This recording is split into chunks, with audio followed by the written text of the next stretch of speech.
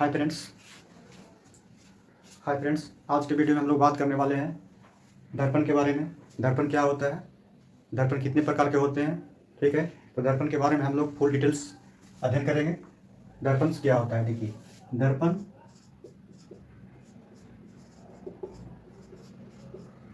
दर्पण या मिरर, दर्पण क्या है। ठीक है, तो वैसा परावर्तक सतह या वैसा चिकनी सतह जिसका एक भाग क्या हो, पेंट किया हो, और दूसरी भाग क्या हो, परावर्तक हो, क्या कहलाती है, दर्पण कहलाती है। जैसे इस तरह के एक चिकनी सतह होता है जिसके एक भाग पे इसका सिल्वर का कोटिंग चढ़ा रहता है और दूसरा भाग रहता है परावर्तक रहता है। ये जो रहता है सिल्वर का कोटिंग रहता है, सिल्वर का कोटिंग रहता है, और दूसरा भाग जो होता है परावर्तक होता है। दूसरा भाग क्या होता है, परावर्तक सतह होता है। ये क्या कहलाते हैं, दर्पण कहलाते हैं। ठीक है, तो इसका डिफिनेशन लिख दें। तो ऐसा चिकनी सतह जिसका एक भाग पर क्या क्या हो, पेंट किया हो, एक भाग को पेंट किया हो तथा दूसरे भाग क्या हो,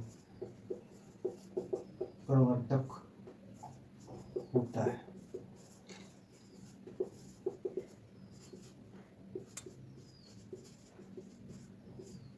मिरर कहलाती है।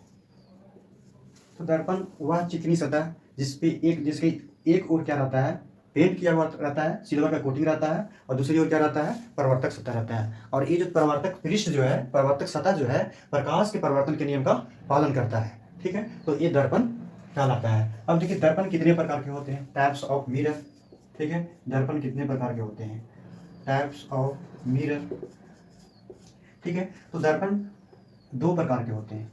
दर्पण कितने प्रकार के होते हैं, दर्पण जो हमारा होता है वो दो प्रकार का होता है। ठीक है, पहला समतल दर्पण, और दूसरा जो है उसको बोलते हैं गोलीय दर्पण। समतल दर्पण को बोलते हैं प्लेन मिरर,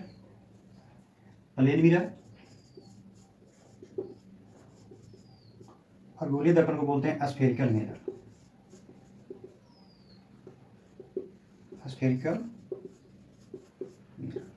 समतल दर्पण, अब बता रहा है कि समतल दर्पण किसे कहते हैं या क्या है। समतल दर्पण वैसा दर्पण जिसका परावर्तक पृष्ठ, वैसा दर्पण जिसका परावर्तक सतह जो हो समतल हो, क्या कहलाता है, समतल दर्पण। तो वैसा दर्पण जिसका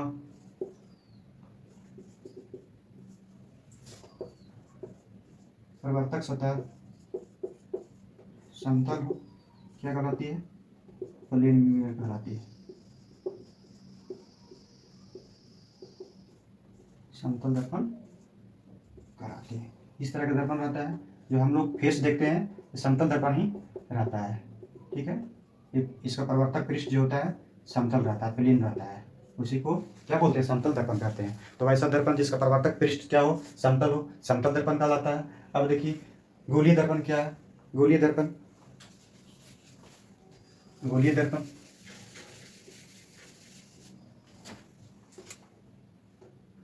दूसरा पॉइंट, गोलीय दर्पण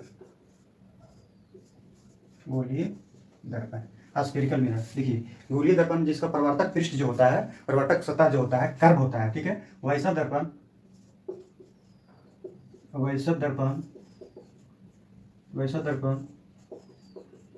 जिसका परावर्तक पृष्ठ वक्रित होता है,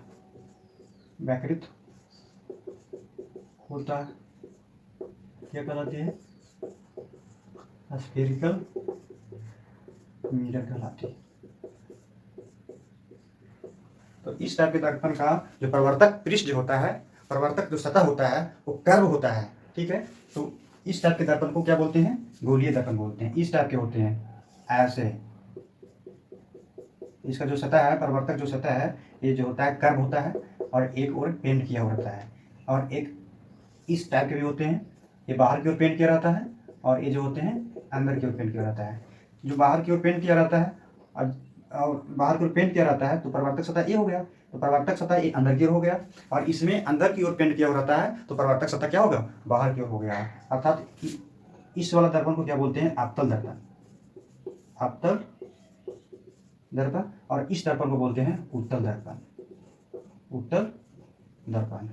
कॉनकेव, कॉनकेव मिरर, और ये हो गया कॉन्वेक्स मिरर, कॉन्वेक्स मिरर। तो यहाँ से भी पता चलता है कि जो गोलीय दर्पण है मुख्यतः कितने प्रकार के होते हैं, दो प्रकार के होते हैं। गोलीय दर्पण जो होते हैं दो प्रकार के होते हैं, एक अवतल दर्पण और एक उत्तल दर्पण। ठीक है, तो दर्पण कितने प्रकार के, दर्पण दो प्रकार के होते हैं, एक समतल दर्पण जिसका परावर्तक सतह क्या हो, परावर्तक पृष्ठ जो होता है समतल होता है वो कहलाता है समतल दर्पण, और गोलीय दर्पण जिसका परावर्तक पृष्ठ क्या होता है, वक्रित होता है यानी कर्व होता है, उसको बोलते हैं गोलीय दर्पण। और गोलीय दर्पण जो होता है वो कहता है दो प्रकार के होते हैं, अवतल दर्पण और उत्तल दर्पण। ठीक है, ये आपका रहा दर्पण का डिफिनेशन। वैसा चिकनी सतह जिसका एक भाग पेंट किया हो और दूसरे भाग क्या हो, परावर्तक हो, मिरर कहलाती है। मिरर दो प्रकार के होते हैं, तो ये मुख्यतः दो प्रकार के होते हैं। कौन कौन से, तो एक हो गया समतल दर्पण, क्या, समतल दर्पण, प्लेन मिरर,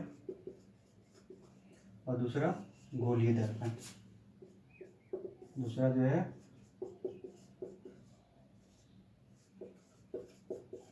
गोलीय दर्पण, स्फेरिकल मिरर। और ये जो गोलीय दर्पण है दो प्रकार के होते हैं, दो प्रकार के होते हैं, अवतल दर्पण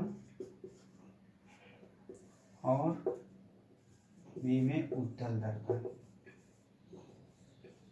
उत्तल दर्पण। कॉनकेव लेंस, कॉनकेव मिरर, और एक कॉन्वेक्स मिरर।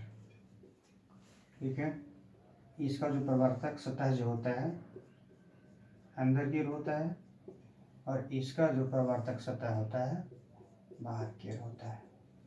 ये आपका दर्पण रहा। दर्पण मिरर, मिरर दो प्रकार के, समतल दर्पण और एक होता है गोलीय दर्पण।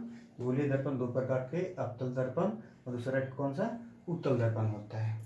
अब ठीक है, तो समतल दर्पण के बारे में हम लोग क्या देखें कि इसका परावर्तक सतह जो है समतल होता है।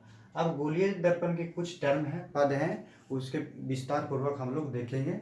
ठीक है, वक्रता, त्रिज्या, फोकस दूरी, द्वारा क्या होता है, ये सब हम विस्तार पूर्वक देखते हैं।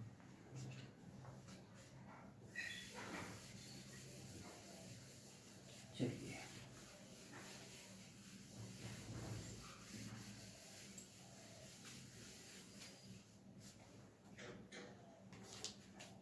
तो गोलीय दर्पण जो है कितने प्रकार के होते हैं। जो स्फेरिकल मिरर जो है, स्फेरिकल जो मिरर है कितने प्रकार के होते हैं, दो प्रकार के, दो प्रकार के हो गए। एक हो गए कॉनकेव और दूसरा हो गया कॉन्वेक्स, कॉन्वेक्स, कॉन्वेक्स।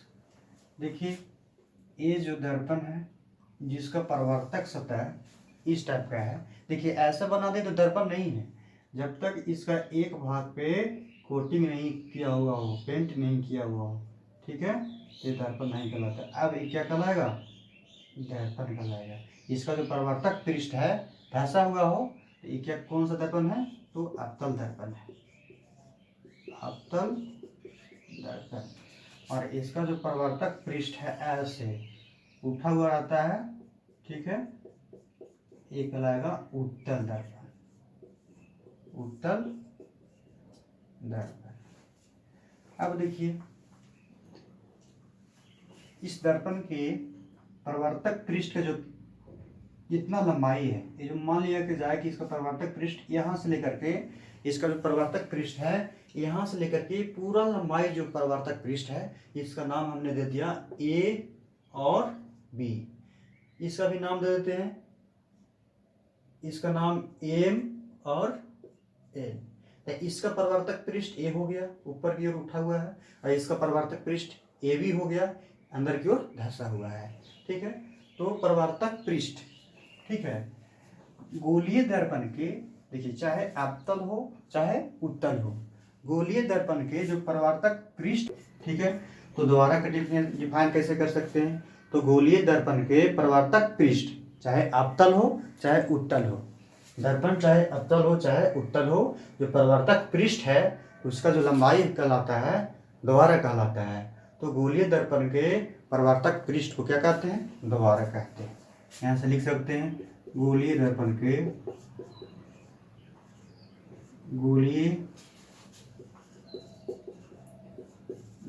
के परावर्तक पृष्ठ को क्या कहते हैं, द्वारक कहते हैं।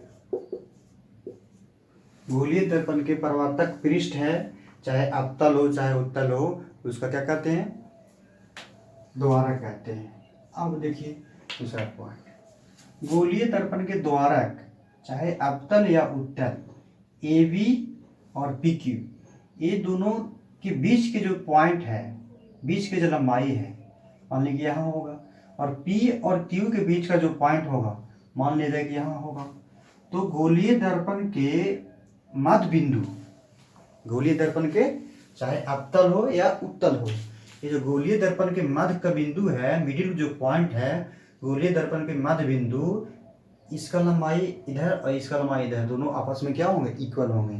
तो गोलीय दर्पण के मध्य बिंदु को क्या कहते हैं, ध्रुव कहते हैं, जिसको ध्रुव बोला जाता है, जिसको पोल कहते हैं, जिसको पी से डिनोट करते हैं, पोल।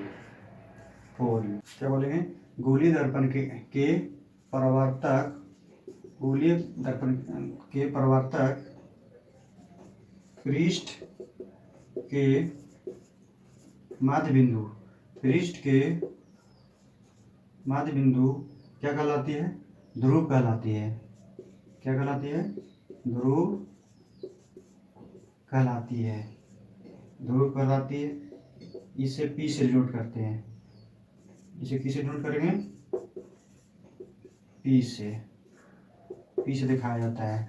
अब देखिए ये क्या कहलाया, आपका ध्रुव कहलाया। गोलीय दर्पण के परावर्तक पृष्ठ के मध्य बिंदु जो होता है, ये आपका ध्रुव रहा, ये ध्रुव है, और ये भी क्या रहा, ध्रुव रहा। अब देखिए ये जो गोलीय दर्पण है, ठीक है, गोलीय दर्पण है, तो किसी न किसी गोले का भाग रहा होगा। देखिए इसको यदि ऐसे हम ऐसे गोला के रूप में बनाए ऐसे, और इसको भी हम ऐसे गोला के रूप में बनाए, सॉरी गोलाकार नहीं बन रहा है फिगर के चलते, ऐसे, ठीक है, ये भी गोला बन रहा है। ठीक है, तो ये जो गोलीय दर्पण है, किसी न किसी गोले का एक भाग है, और ये भी चाहे अवतल हो चाहे उत्तल हो। तो गोलीय दर्पण जिस गोले का भाग होता है, गोलीय दर्पण जिस खोखले गोले का भाग होता है, उस गोले के, ठीक है, उस गोले के केंद्र को क्या कहलाता है, वक्रता केंद्र कहलाता है। देखिए तो वक्रता केंद्र, इसको डिनोट करते हैं सी से। इसका भी वक्रता केंद्र होगा, एक गोला होगा तो इसका एक सेंटर होगा ना, तो इसको डिनोट करते हैं कैपिटल सी से, कैपिटल सी से। तो इसका नाम वक्रता केंद्र है। क्या बोलेंगे, वक्रता केंद्र। इसको इंग्लिश में बोलते हैं radius, centre of curvature, centre of curvature. क्या लिखेंगे इसका डेफिनेशन, गोलीय दर्पण जिस खोखले का गोले का भाग होता है, गोलीय दर्पण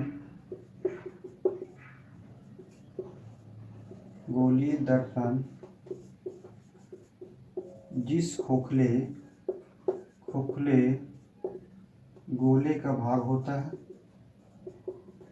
भाग होता है, उस गोले के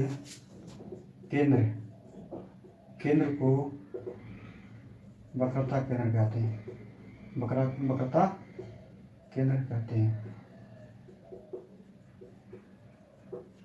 केंद्र कहते हैं। गोलीय दर्पण जिस खोखले गोले का भाग होता है, उस गोले के केंद्र को वक्रता केंद्र कहते हैं। गोलीय दर्पण जिस खोखले गोले का भाग होता है, उस गोले के केंद्र को क्या कहते हैं, वक्रता केंद्र कहते हैं। अब देखिए यहाँ से यहाँ जो देखिए ध्रुव से लेकर के सेंटर तक जो लाइन है, ये क्या कहलाएगा, वक्रता त्रिज्या।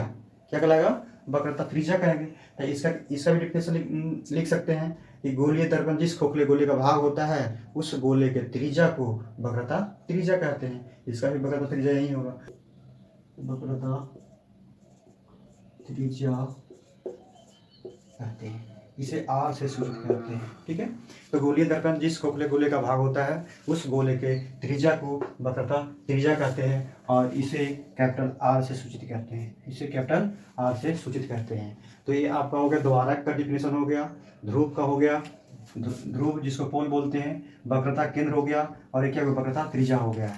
अब देखिए ये जो है वक्रता केंद्र है, क्या है? वक्रता केंद्र, और ध्रुव से होकर एक लाइन गुजरती है। इसका भी वक्रता केंद्र और ध्रुव से होकर के एक लाइन गुजरती है।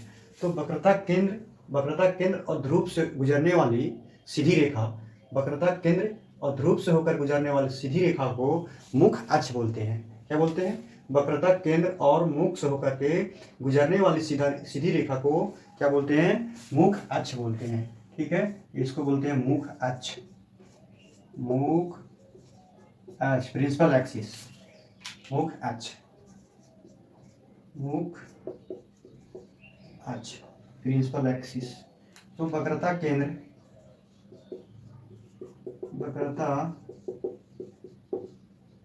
और ध्रुव से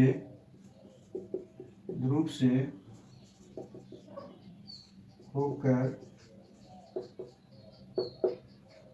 गुजरने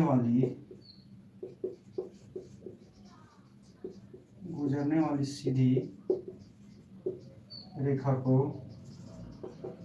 क्या बोलते हैं? मुख अक्ष बोलते हैं, प्रिंसिपल एक्सिस कहते हैं, प्रिंसिपल एक्सिस कहते हैं। इसमें भी वही वक्रता केंद्र और ध्रुव से होकर गुजरने वाली सीधी रेखा को क्या कहते हैं? मुख अक्ष कहते हैं। ठीक है, मुख अक्ष हो गया। अब देखिए फोकस बिंदु,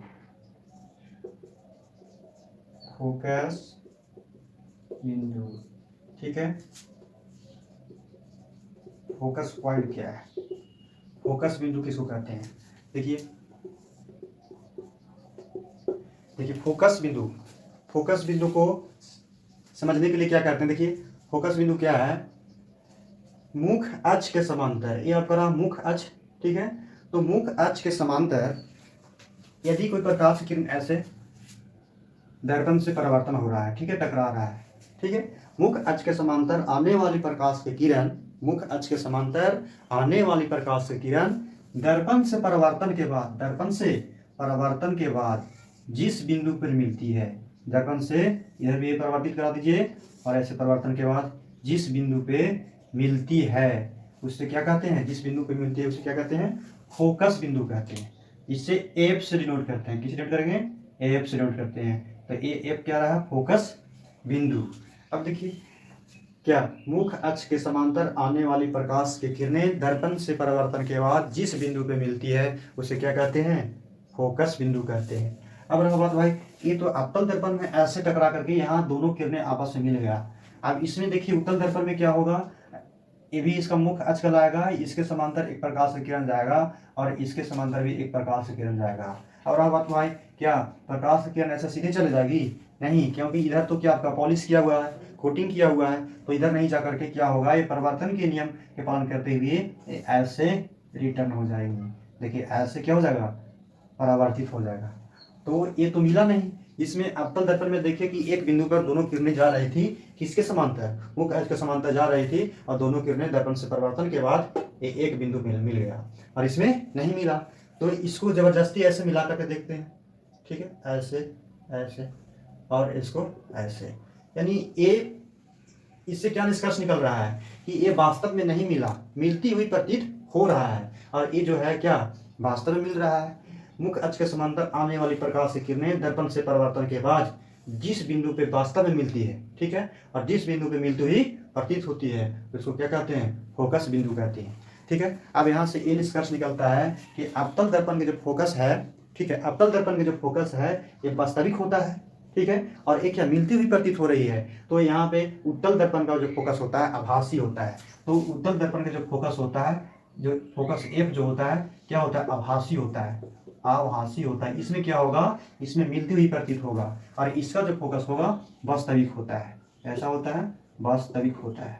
यहाँ से दो निष्कर्ष निकला कि उत्तल दर्पण का फोकस क्या होता है, आभासी होता है, और अवतल दर्पण का फोकस क्या होता है, वास्तविक होता है। क्योंकि जो किरणें होते हैं वास्तविक रूप से टकरा करके दोनों किरणें मिल जाते हैं और ये मिलती हुई प्रतीत होती है। देखिए, तो फोकस बिंदु का डिफिनेशन क्या क्या लिख सकते हैं कि मुख्य अक्ष के समांतर आने वाली प्रकाश की किरण, मुख्य अक्ष के समांतर आने वाली प्रकाश की किरण दर्पण से परावर्तन के बाद जिस बिंदु पे मिलती है या मिलती हुई प्रतीत होती है उसे क्या कहते हैं, फोकस बिंदु कहते हैं। लेकिन आपतल दर्पण के लिए फोकस बिंदु का जो डिफिनेशन होगा, मुख्य अक्ष के समांतर आने वाली प्रकाश की किरण दर्पण से परावर्तन के बाद जिस बिंदु को वास्तव में मिलती है उसे क्या कहते हैं, आपतल दर्पण का फोकस बिंदु कहते हैं। लेकिन उत्तल दर्पण के लिए मुख्य अक्ष के समांतर आने वाली प्रकाश की किरण दर्पण से परावर्तन के बाद जिस बिंदु पर मिलती हुई प्रतीत होती है उसे उत्तल दर्पण का क्या कहते हैं, फोकस बिंदु कहते हैं।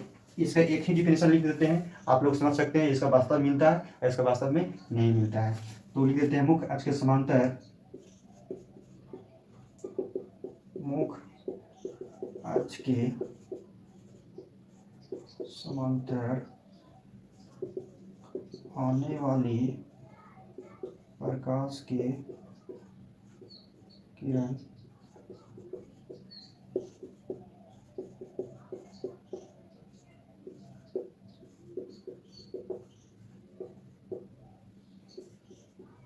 दर्पण से परावर्तन के बाद जिस बिंदु पर मिलती है, जिस बिंदु पर मिलती है किसके लिए, अवतल के लिए, या मिलती हुई किसके लिए, उत्तल के लिए मिलती हुई प्रतीत होती है, क्या कहलाती है, फोकस पॉइंट कहलाती है। ठीक है। अब देखिए, मुख्य अक्ष के समांतर आने वाले प्रकाश की किरण दर्पण से परावर्तन के बाद जिस बिंदु पर मिलती है अवतल के लिए या मिलती हुई प्रतीत होती है, उत्तल के लिए, यहाँ पे अवतल के लिए, उसे क्या कहते हैं, फोकस बिंदु कहते हैं। उसे क्या कहते हैं, फोकस बिंदु कहते हैं। यहाँ से एक पॉइंट और याद करने वाली बात है कि जो अवतल दर्पण के जो फोकस होता है वास्तविक होता है, लेकिन उत्तल दर्पण के जो फोकस होता है क्या होता है, आभासी होता है। अब एक पॉइंट और है, क्या, फोकस बिंदु हो गया। अब फोकस दूरी क्या होता है, देखिए, फोकस ध्रुव से लेकर के फोकस बिंदु के बीच की दूरी क्या कहते हैं, फोकस दूरी कहते हैं। तो फोकस दूरी का भी डिफिनेशन लिख ही देते हैं, परिभाषित कर दीजिए। क्या क्या कर सकते हैं, ध्रुव से लेकर के फोकस बिंदु के बीच की दूरी को क्या कहते हैं, ध्रुव से फोकस बिंदु के बीच की दूरी को फोकस दूरी कहते हैं, फोकस दूरी कहते हैं। ध्रुव से फोकस बिंदु के बीच की दूरी क्या कहलाती है, फोकस दूरी कहलाती है। ठीक है। तो आज ये रहा आप लोग का दर्पण के बारे में, दर्पण क्या होता है, दर्पण कितने प्रकार के होते हैं, अवतल दर्पण क्या होता है, उत्तल दर्पण क्या होता है। ठीक है। गोलीय दर्पण कितने प्रकार के होते हैं, ये दर्पण के टाइप्स रहा। अब अगले नेक्स्ट क्लास में हम लोग देखेंगे समतल दर्पण के बारे में। ठीक है। समतल दर्पण द्वारा बना प्रतिबिंब समतल वास्तविक बनाता है या उल्टा बनाता है।